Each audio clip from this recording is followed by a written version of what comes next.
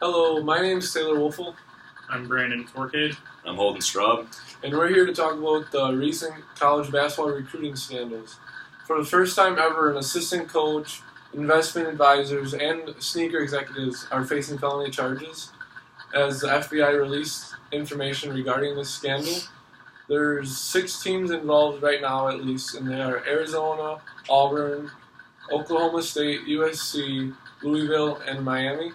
And 4 of these schools had assistant coaches fired already, and Louisville is one of the main ones, as they just lost their head coach and their athletic director because the FBI released information saying that Louisville paid players to come there, and then if that player, once they got to the NBA, signed with Adidas, they got the coach got like an extra $10,000 for encouraging that player to sign with Adidas.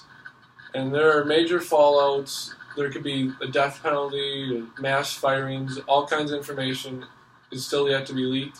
And every college basketball program should be on the lookout for what could happen next if the FBI releases any more information.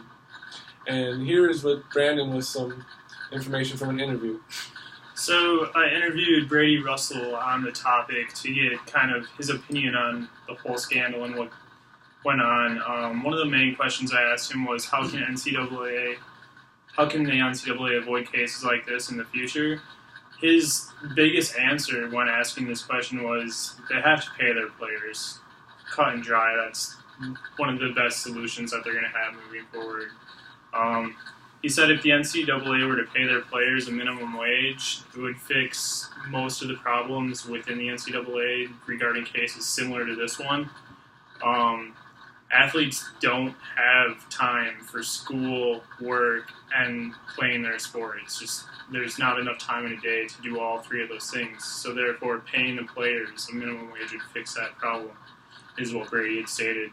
He also said that the NCAA needs to keep better tabs on the money that's flowing through the universities, in and outside of the athletic departments, just so that they know where every penny is going. So a paper trail being followed by the NCAA would also help these issues. I also asked Brady how schools involved will be moving forward positively from this. He said that the schools, most importantly, have to make it public. They have to make it known what went on, what happened. And he also said that they should take any and all punishment given to them. They shouldn't try to appeal it. And they should show going forward that they're going to care for their players more. And yeah, Holden has some more information on his interviews. All right, yeah, so I interviewed Ethan Ray, who is a student and a fan of college basketball. One of the first things I asked him was that if he thought that college athletes should be paid or compensated in any way. And he said that he definitely doesn't think that they should be paid, but he thinks that they should be compensated because, like Brandon had mentioned earlier, they have a very rigorous schedule and they don't have time to work, so they need money somehow. So he believes that they should be compensated in some way.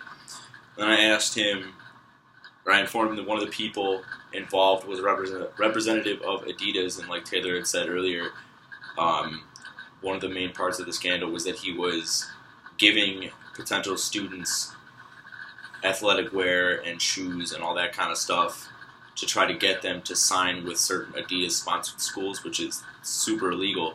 So I asked him if he thought that a representative from a big company like that should have been anywhere near the recruiting process, and he said no, absolutely not.